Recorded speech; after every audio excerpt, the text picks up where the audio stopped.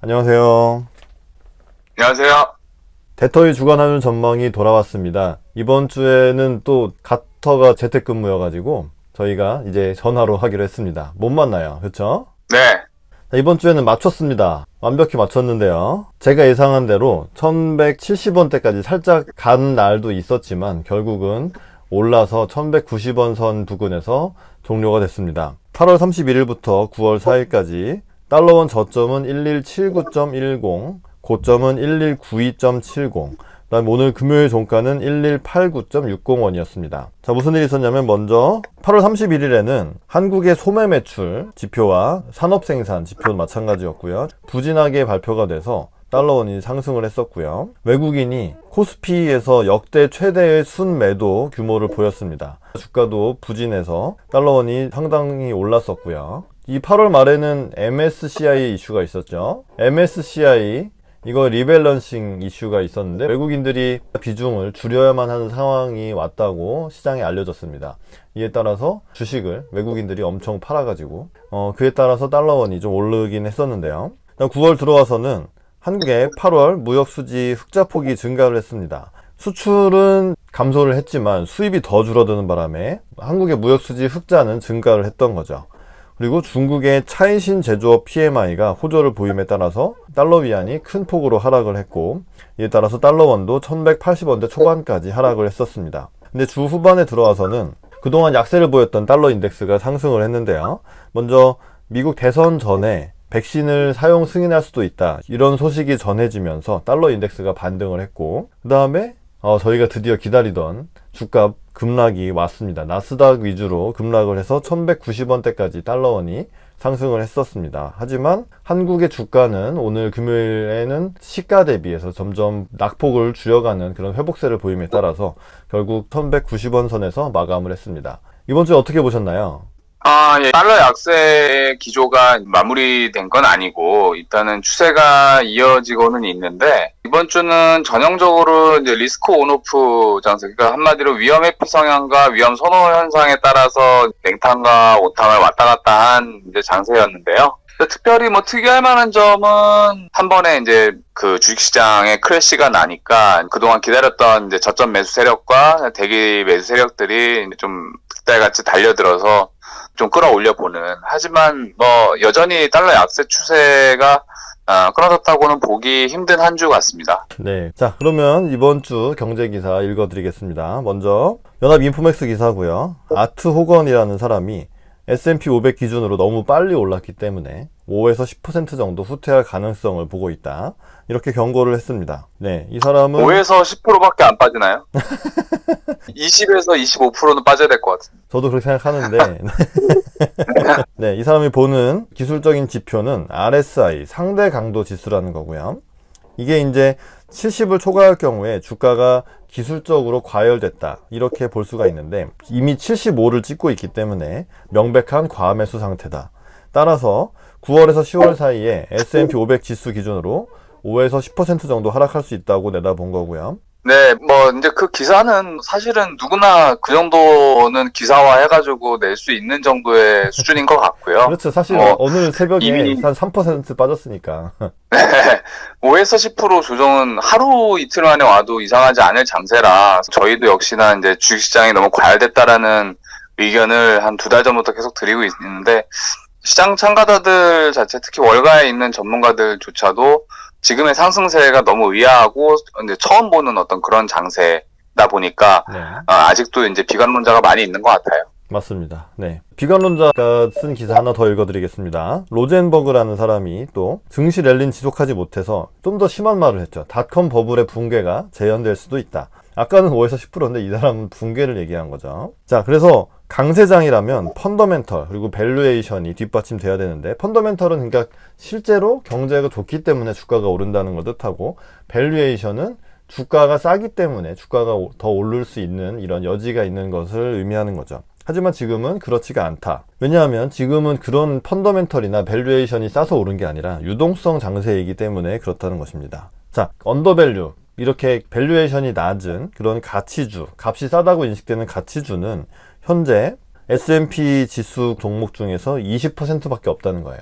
싼 게 20%밖에 없다. 역사적으로 이런 가치주들은 시장의 약 45%를 차지하고 있었기 때문에, 그렇기 때문에 이제 주가 상승 동력이 유지가 될 수 있었는데, 지금은 20%밖에 안 된다 이렇고, 90년대 후반 닷컴 버블에 이게 30%였기 때문에 닷컴 버블 붕괴가 일어났다는 것이죠. 그러니까 지금은 싼 주식이 없고 모든 주식이 비싸기 때문에 붕괴할 수가 있다, 이런 설명을 하는 거고요. 자, 이렇게 버블이 붕괴되는 원인이 뭐가 되고 또 시점이 언제일지는 모르겠지만, 하지만 그것은 2000년대 초반에 나타난 것처럼 나타날 것이다, 이렇게 전망을 했습니다. 네, 그 닷컴 버블이랑 비교가 많이 되는 이유 중에 하나가 이제 이번 증시 강세의 이제 중심이 이제 나스닥의 기술주 중심의 아주 폭발적인 강세에 비견되기 때문에 이제 닷컴 버블과 이제 비교가 많이 되는데, 유사한 측면이 확실히 많이 있는 것 같아요. 이제 시총 뭐 10위 안에 있는 것들이 뭐 전체 증시 강세 대부분을 이끌고 있는 뭐 측면이 있고, 그다음에 어떤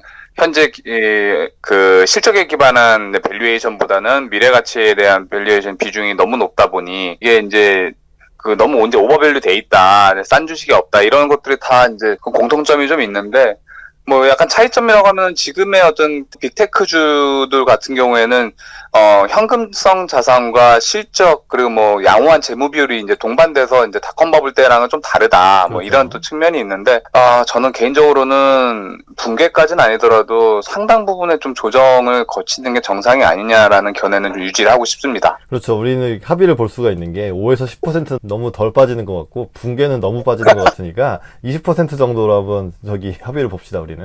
네. 네. 한 30 정도 하죠. 30. 저는 20이면 족한데 너님은 30을 보시는군요. 25 갑시다. 25 갑시다. 그러니까 이제 유동성이 풀렸고, 그 다음에 사실 한국 네. 경제가 그렇게 많이 타격을 본 건 아니기 때문에 네. 한 번만 이 굿버스에서 탈출할 기회를 주면 좋겠는데, 근데 오늘 아침에 약간 그런 조짐을 봤어요. 뉴욕 증시가 정말 상당폭 빠졌고, 다음 기사 보겠습니다. 연합인포맥스 기사고요.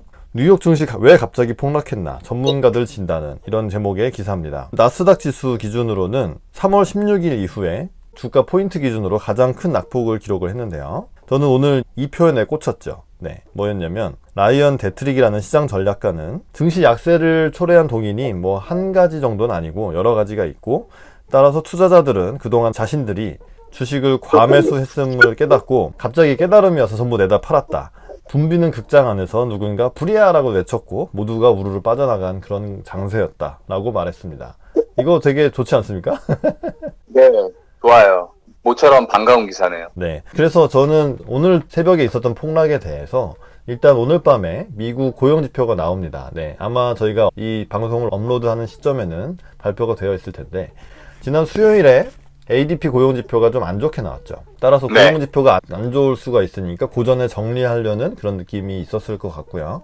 그 다음에 다음 주 월요일은 미국 휴장입니다. 네, 그래서 긴 주말, 게다가 고용지표 휴일까지 껴있는 이런 시점이다 보니까 일부 차익 실현을 하려는 그런 세력들이 주식을 판 게 아닌가 싶은데요. 네, 따라서 다음 주까지 계속 주구장창 빠진다라고 볼 수는 없지만 그래도 어느 정도 조정이 올 수도 있다, 이런 낌새를 보여줬다라는 정도로 볼 수 있을 것 같은데, 오늘 폭락은 어떻게 보셨나요? 오늘 뭐 사실은 큰 뉴스가 없는 상태에서 강하게 하락세를 맞아가지고 이제 이게 조정이냐 아니면은 어떤 추세 반전이냐 뭐 이런 기사들이 좀 많이 나왔는데, 글쎄요, 이번에 이 장세가 누구나 다 알다시피 유동성 장세이기 때문에 현재 그 풀려있는 유동성에 대해서 어떤 회수하는 어떤 그런 움직임이나 그런 정책적인 변화가 뭐 감지된 게 하나도 없기 때문에 저는 좀 그 약간의 이제 과격한 조정? 왜냐면 많이 올랐으니까요. 네. 좀 과격한 조정 정도로 보고, 아직은 이게 뭐 추세 전환이나 이런 걸로 갈 만한 어떤 트리거는 아닌 것 같다, 그런 의견입니다. 네, 그렇죠. 네, 그래서 좀 더 지켜봐야 되겠지만 일단은 이 배에서, 네, 자꾸 산으로 가는 이 배에서 좀 뛰어내리려는 사람들이 있긴 있었던 것 같다, 뭐 그런 정도로 볼 수 있을 것 같습니다. 예, 다음 주 환율 전망 해보겠습니다. 1190원 정도에서 끝났는데 결국은 미국 주가죠. 네, 지금 달러 인덱스는 바닥을 다지고 있는 장세, 뭐 그러니까 지금 가터는 달러 약세 추세 자체는 꺾인 게 아니다 라고 했는데, 저는 달러 인덱스로 보면 바닥을 다지고 다시 올라갈 가능성이 있어 보입니다. 네, 왜냐하면 유로존의 물가나 유로존이 경제 지표가 안 좋고, 사실 지금 스페인이나 프랑스를 좀 그 코로나 확진 추세를 보고 있는데 지난 피크 찍었을 때보다 지금 더 나오고 있어요. 그런 점에서는 그동안 뭐 새로운 부양책 프로그램이 도입되면서 유로가 강세를 보였던 게 약세로 반전할 수가 있고, 즉 달러 강세, 달러 인덱스의 상승세를 점칠 수가 있겠고요. 그 다음에 많은 시장 전문가들이 얘기를 했고 오늘도 소개를 드린 것처럼 주식은 지금 너무 비싸져서 더 이상 이게 싸다고 들어와서 살 수 있는 그런 세력이 없다, 점점 적어지고 있다, 이런 측면에서 주가가 조정을 받을 수가 있을 것 같습니다. 네, 이거는 결국 달러의 상승, 그 다음에 원화의 약세 재료가 되겠죠. 다만 이제 한국의 코로나 확산세가 그래도 한 200~300명대에서 정점을 찍고 좀 내려올 기미를 보이고 있다는 거, 또 사회적 거리두기 2.5단계 연장 시행에 따라서 한국의 코로나 확산세는 좀 더 잡힐 수가 있다는 점은 그나마 원화 약세폭을 줄이는 결과가 되겠지만, 기본적으로는 큰 달러 인덱스 그동안의 하락이라는 그런 큰 추세가 반전되는 그런 변곡점에 있을 수가 있기 때문에 달러원은 좀 더 오를 수 있다고 보고요. 1200원대까지도 한번 네. 시도를 해볼 수 있다고 본다면 저는 한 1183원에서 1203원까지로 해서 상승을 시도하는 1200원대 복귀를 시도하는 장세를 전망해 보겠습니다. 어떻게 보시나요? 예, 말씀하셨듯이 어떤 이 위험 자산의 랠리가 지금 4월부터 굉장히 오랜 기간 이어지고 있는데, 슬슬 이제 밸류에이션에 대한 얘기가 주식뿐만이 아니라 금, 상품, 채권, 그런 어떤 금융자산에 대한 밸류에이션 얘기가 계속 나오는 거 보면 이제 투자자들도 사실 좀 불안한 거예요. 이제 올 만큼 먹었고 올해 먹을 만큼 먹었다. 그렇죠. 여기서 뭔가 또 대규모의 유동성을 금융자산에 투입하면서 혹은 해외 자산에 투입하면서 뭔가 추가 플러스 알파 수익을 노린다?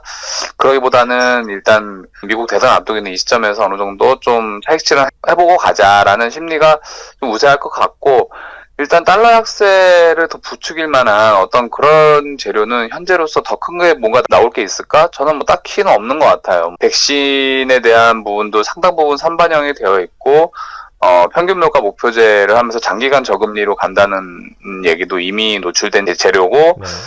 거기에 달러 인덱스에서 가장 큰 부분을 차지하는 유로랑 엔 환율이 지금 레벨에서 계속 좀 막히고 있는 점을 보면은 이제 한 번쯤은 달러 약세 베팅에 대한 차익 실현을 좀 생각해 봐야 되는 시점인 것 같고, 그렇게 따져 본다면은 환율 상단은 여전히 좀 무거워 보이지만 1200원 트라이를 못할 법 없어서, 하지만 이번 주는 아닌 것 같으니 상단은 1197원, 하단은 1182원, 뭐 이 정도로 한번 예측해 보겠습니다. 네, 알겠습니다. 아무튼 이 9월, 10월 들어가면서 역사적으로 보더라도 이제 8월은 장세가 랠리를 보이는 경우가 많았고 9월, 10월에는 조정을 받는 경우가 많았다. 특히 미국 대선이 있는 해에는 대선에 따른 불확실성을 앞두고 주식이 좀 조정을 받는다, 이런 얘기들도 좀 있기 때문에 어떻게 되는지는 좀 더 지켜봐야 될 것 같습니다. 좀 마찰적인 장세가 나타나지 않을까 싶네요. 도움이 되셨다면 저희 구독도 눌러주시고 댓글도 달아주시고 좋아요도 눌러주시면 저희에게 큰 도움이 되겠습니다. 부탁드리고요. 저희들의 의견은 개인 의견이고 저희들이 다니는 각각의 은행과는 아무런 상관이 없습니다. 투자는 여러분 개인의 판단에 의해서만 하시는 것이고 저희들의 의견은 참고만 해주시기를 부탁드리겠습니다. 그러면 대토의 주간 환율 전망은 다음 주에 다시 돌아오겠습니다. 시청해주셔서 감사합니다.